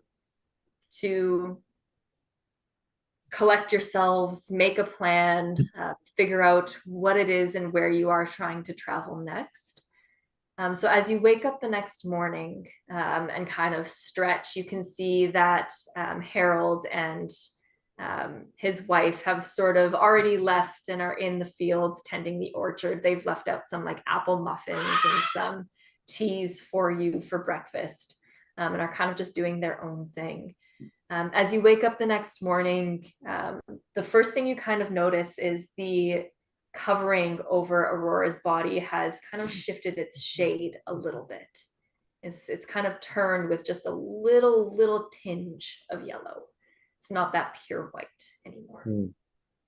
It hasn't seemed to have changed in any other way. It's fully encapsulated Aurora's body. And it's just sort of there, for lack of a better term. But as you wake up on this first brand new day, I guess over the next few days, what is it that you would like to accomplish? It's a downtime episode. Pardon me? It's a downtime episode.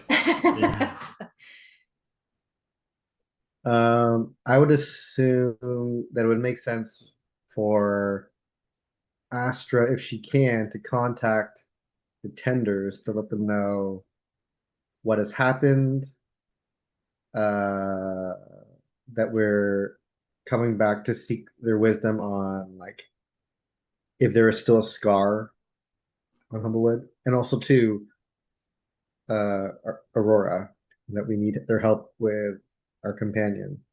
Do you think that if Astra is able to, that she could contact the elders without having to go there? Because if they don't have any information, then we would head to the avium and Sure. of like opposite directions. I'm assuming that correspondence, like, she would get a Don't- sense. Don't either you or like Elle have some sort of way to contact people? I thought I know Aurora could do it, but I thought others could do it too. I think you have something. I think I did. It is a new day, technically. Sending? That's true. It is a new day. You can rejig your spells. Right. And then Slash at any point over these next few days. as a side thing too, because I think, wasn't it like before we left, I had asked the tenders to take care or keep an eye out for my family. I'll just like ask like how they're doing or something. I don't know offhand. You had asked Brenna Ceridian to keep an eye on your family in Alderheart. Oh, okay, yes, Yeah, But that is a different person from the tenders. correct. Yeah. I forgot about Ceridian. Yeah, because it was so long ago. Yeah. Maybe then Sir Basil will like write his family a letter.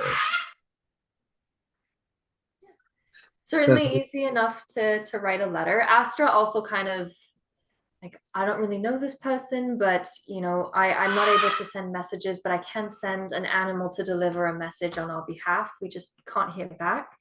So if you want, like I can send a crow or a sparrow on its way to Alderheart to your family just to deliver a message if you're interested. Maybe then what makes more sense? He'll accept it, just send like a generic kind of like, I hope you're doing well to his parents. He'll probably send something a little more in depth to his sister at the avium, which is what's her name? You have to remember your own siblings' names. Yeah. Huh. The lemongrass. Sage. No, Sage? lemongrass. Well, sage or lemongrass, but he'll send something to lemongrass. One just like catching up, saying like, "I hope you're doing well," um, and then also asking her help if she knows anyone that they could get in touch with to help with Aurora. And then that's it. Awesome. Yeah, easy enough to send those two messages out, either by Astra's animal message or by a sending spell. Over the course of the next few days. Yep. Elle or APOC, anything over the course of these next few days? Are we planning on staying here? Like, do we want to go to Alderheart? It would be quite a journey because we're pretty south. So I think we're just trying to get a sense of if the tenders think they can help, then we will go to the tenders. If not, then we'll go to the avian. Well, they're both the same direction. So in my eyes, I feel like we should start traveling. Astra will pipe up as well. Certainly, Elle, if you're willing, I am back at full strength and I can at least carry a few of you on wing. If we wanted to travel a little bit faster than on foot, we can make up a little bit of distance each day, but Sabazel, you're right, Alderheart is quite far, but everything is north of us right now. And if you guys are flying, Bobby, the you're okay. other 4 of us can go on. I mean, What else do we everybody have? can go on a riding horse or a draft horse if we want, for 3 hours a day at least.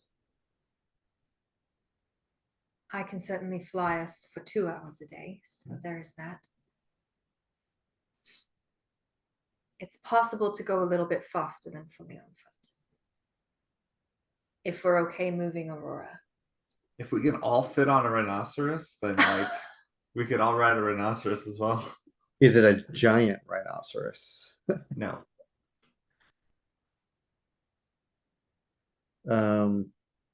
I think it's smart to move, yeah, to keep being on the move. I don't know what the rest of the group think. Well, how many people can a giant owl carry?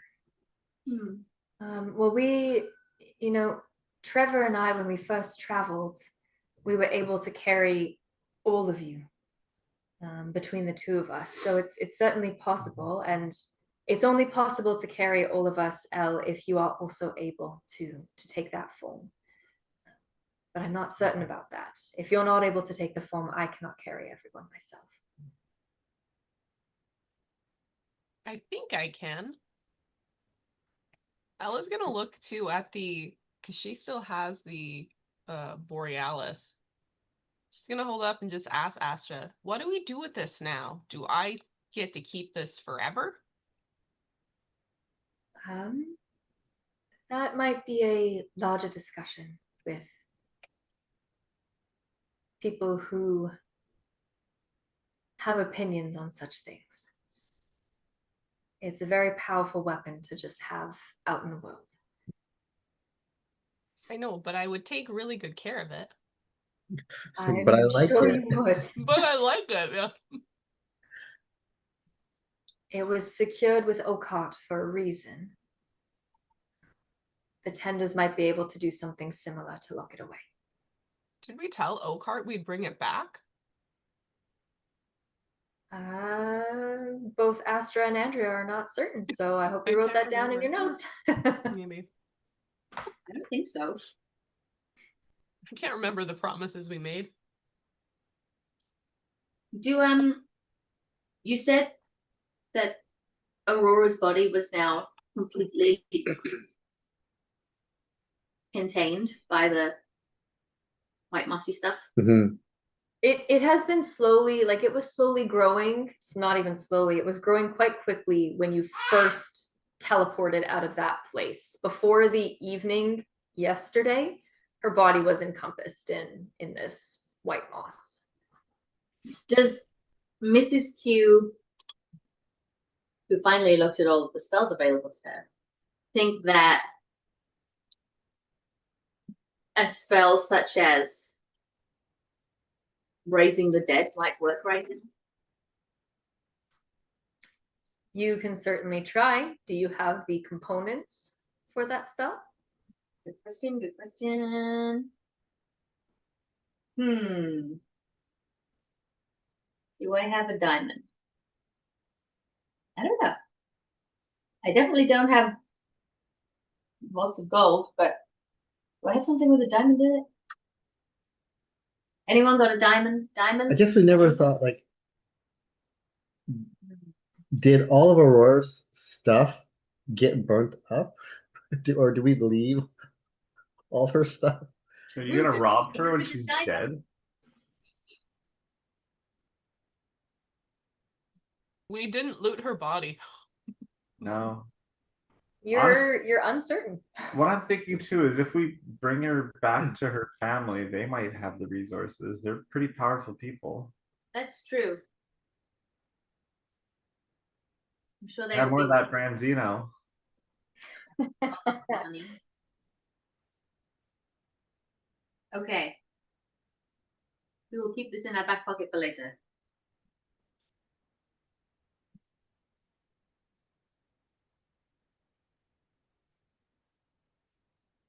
It's a good thought, Mrs. Q, but that's an expensive spell with a specific component. Yeah, you're right. I didn't look at the cost. But you can certainly try. Who knows, it might work. It doesn't sound like you grabbed my diamond bag on the way out of the elemental plane, but you know, no big deal.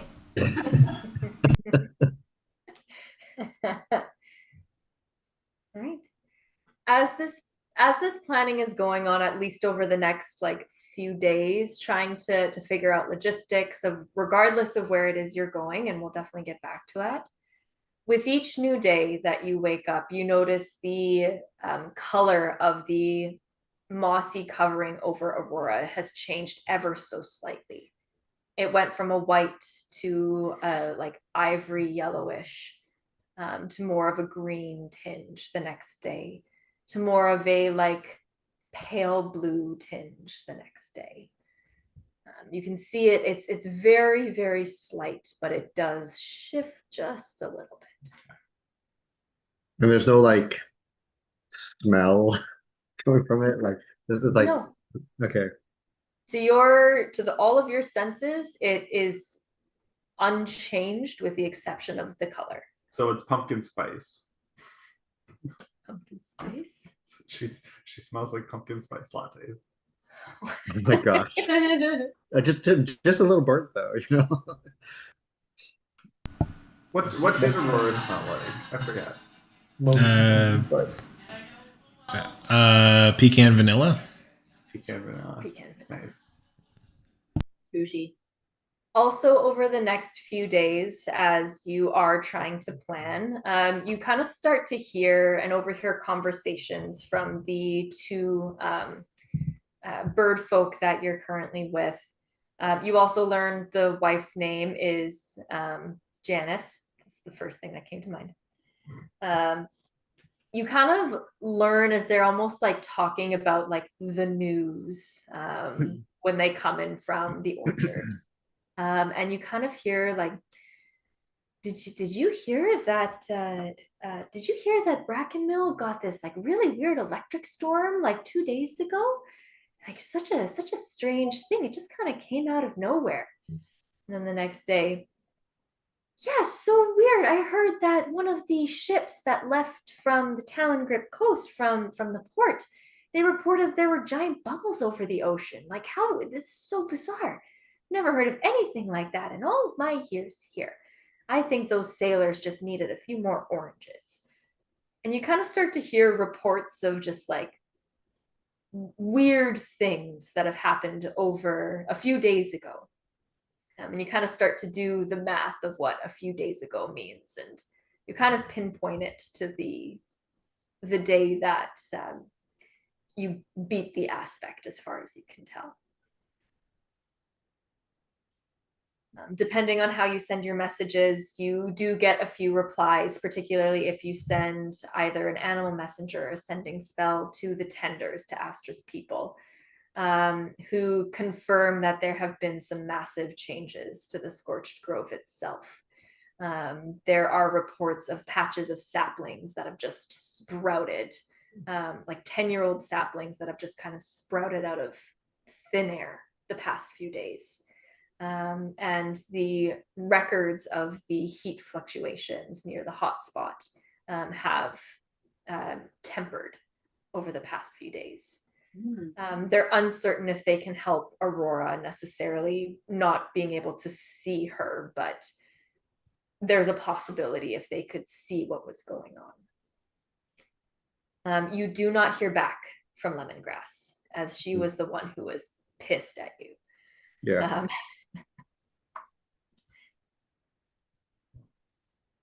You don't hear back from your parents either, whether you really expected them to or not, considering they were quite old, but you do get confirmation from Astra that the crow was able to find your family in Elderheart.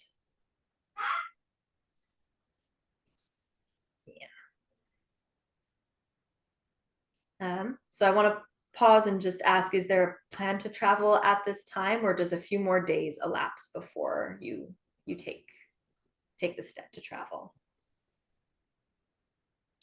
I think we'd probably start traveling. Yeah. At least Mrs. Q would think so, because if she wants to possibly try using this spell on Aurora, there is a kind of time frame for that.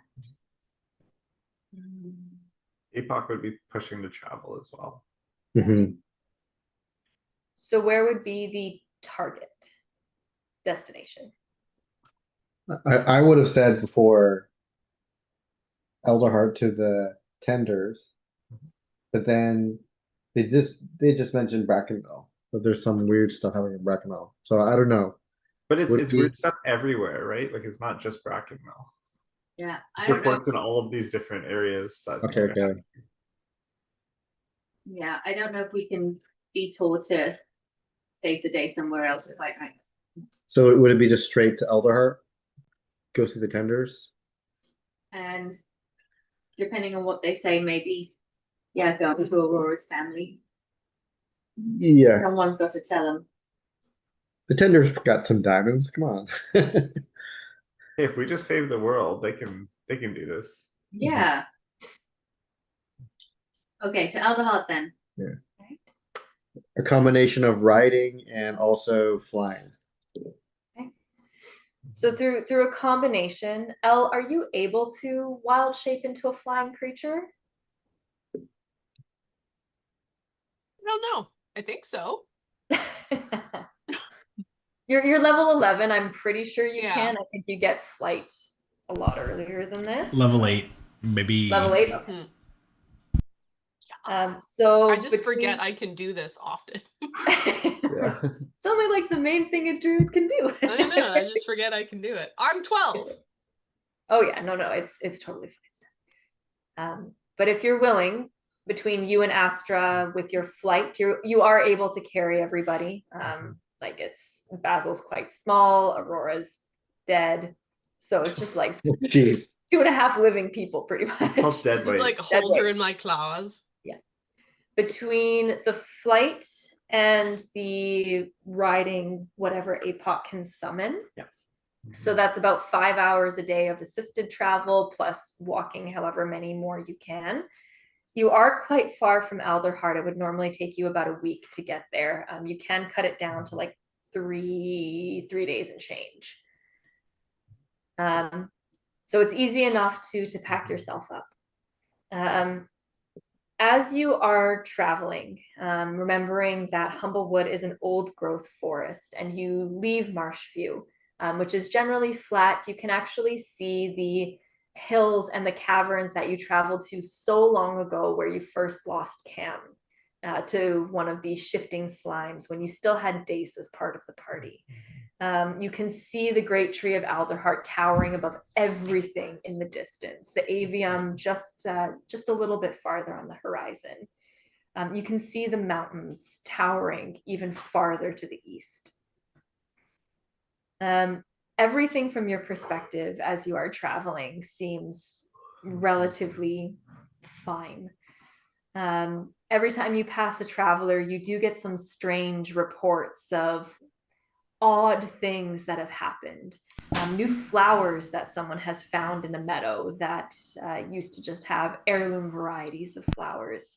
Vegetables that have been growing for quite some time that have all of a sudden formed just one giant vegetable of that type in the middle. It's very odd, and you don't quite know what to do with the information, but you keep sort of trekking forwards towards Alderheart. And every day waking up over the next 3 days, you see Aurora's shell or moss, whatever it is, kind of shift from that like pale blue to a pale pink to a pale purple. And as you kind of land on the evening of day 3, you can really see the roots of Alderheart kind of starting to form, and you know that you are even just a few hours, half a day at most, away from the Great Tree City. As you kind of land, Elle and Astra sort of shake off their giant owl forms, placing Aurora gently on the ground, all of you stretching. You hear Astra just go, wait, everyone, there's a crack. There's a crack in Aurora's shell. Oh no, did she fall out? I don't know. I was as careful as I could. She didn't fall out. It's just small, but there's a crack. Like a Just come look.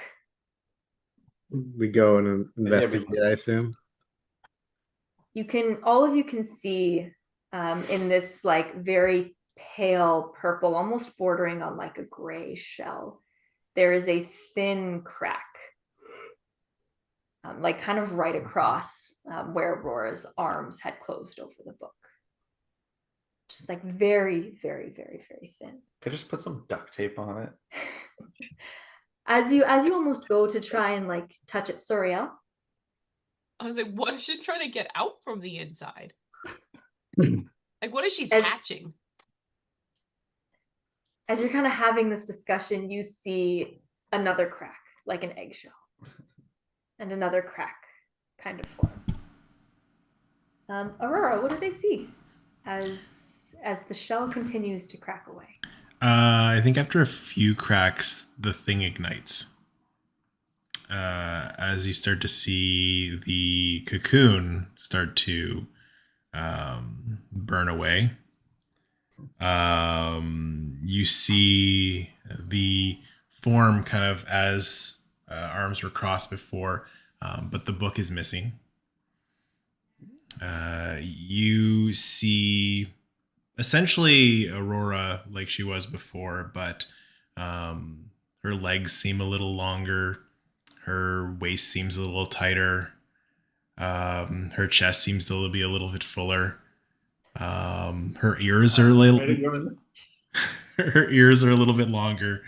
And like she's just like completely naked, just kind of covering herself a little bit, and kind of stirs awake. You see that ash kind of burning along the sides of the ground where this cocoon has fallen away, and she just coughs, catches her breath, opens her eyes like, hello? What? Where am I? Oh my. Are you still laying on your back on the ground? Yeah. Okay. Mrs. Q takes off her cloak and just sort of places it over top. Thank you. She covers herself, trying to like cover herself up a little bit. Are you okay? I just remember a flash of fire. Who are you? You don't remember us? I remember your faces, but everything's kind of blurry. You've been through quite an ordeal. I think it's okay for you to take some time to remember. So don't stress about it. But Mrs. Q goes around and reminds her of everybody's names. Do you remember your name? I think it's Rory. And then she kind of picks herself up as she's like trying to cover herself and like, do you have anything a little bit more like this coat's a little small. She like tries to cover herself up. But as she does, you see on her back two like flames start to pull from the back of her as they start to stretch out. Like giant butterfly wings. That are more flame than anything else. Huh. And you can just feel the warmth kind of radiate off of her. Where are we going? We were heading to Elderheart. We were worried about you. We were gonna try and find a way to bring you back, but you seem to have managed that by yourself. Bringing back from what? Ah, You may not remember it, but it was because of you that we were able to banish the aspect. By the time we were able to get to you, you were gone. But you banished the aspect? Is that what you called it? You did. It was because of you that we were able to, I guess, banish it away for good. That's something that we're headed towards Elderheart to speak to the tenders about. Okay. Well, let's get going then. You sure you don't have any clothes? That'd be helpful. Mrs. Q rummages through her bag and finds what would be a floor-length floral dress for her that will probably be more like a mini skirt. dress for Aurora, who's so much taller than her. How about this? It has a bit of a boho feel. It's not really my vibe. Do you have anything in black? Oh, That's very uncharacteristic of you, Aurora. We've got this like leather armor from the coalition. That'll do for now.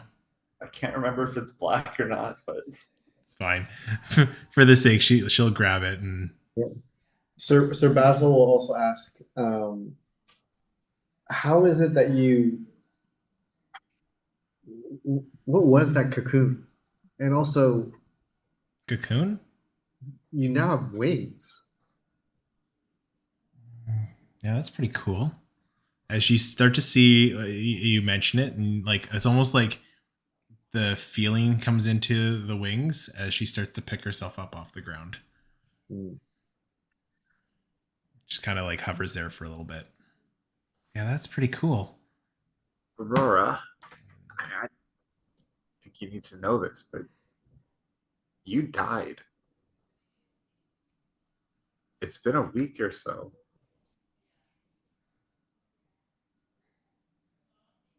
It's Rory.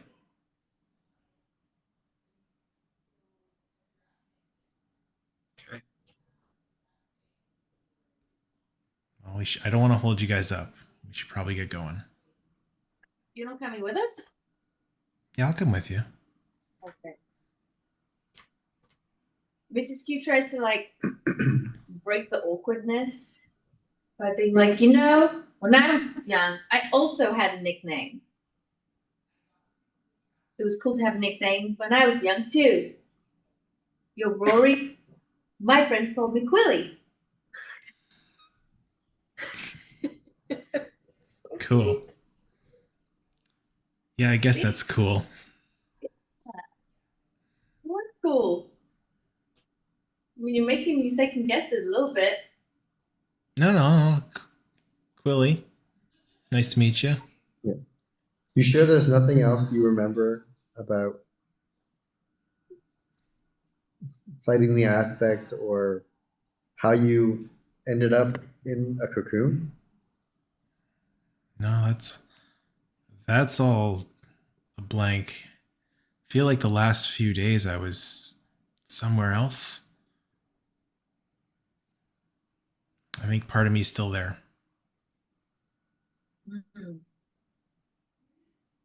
Would we get the sense that like you're being truthful?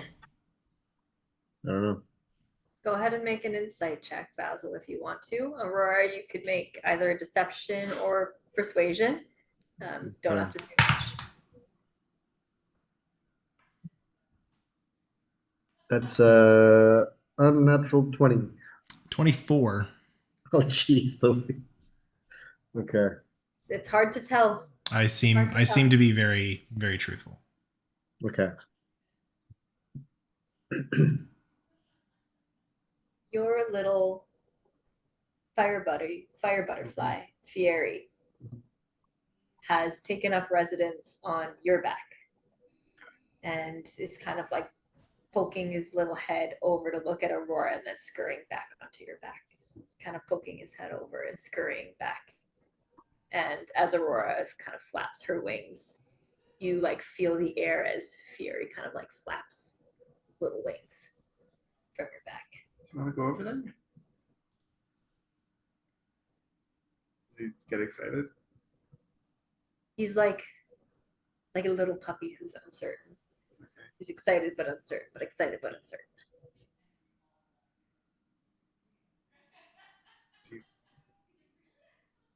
Okay, I'll walk over with Fieri.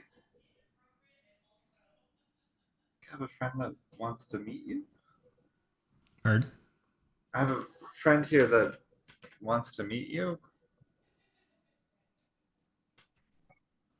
He like, and he's a big boy, right? Yeah, Fieri. he's He's like big. the size of your back. But he's like made of air. As he kind of like crawls over your shoulder and down your arm and just kind of like boops into Aurora's hand just a little bit. The wings kind of just like continuing to flutter up and down of this like iridescent flame butterfly. What's that? I barely know him. He's like, what's that? I barely know him. No, I'm not gonna do that. Kind of like boops a couple times and then kind of just scurries back to your back. I like your friend. It's like he likes you too.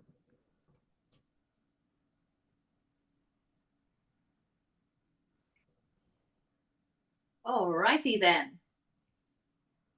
Let's go. So we continue on our way. As you kind of regroup, Rory kind of strapping on some perhaps more like crop top armor, crop top and biker short style leather armor, since she's grown a little bit taller, and this was originally taken from a regular sized Vulpin. You kind of you start to make your way back towards the entry road to the tree city of Alderheart, the towering old growth tree that you've been to many times before, and you can already sort of feel the warmth and hear the music coming from the city itself. We are going to end there for this evening. Okay.